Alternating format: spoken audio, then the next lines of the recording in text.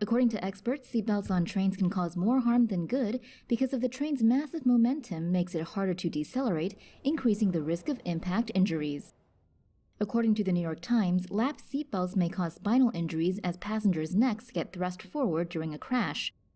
Trains could use lap and shoulder seatbelts that offer more protection. However, these seatbelts could also injure passengers who get thrown from their seats upon impact. Installing seatbelts on all trains would also be very expensive for train authorities.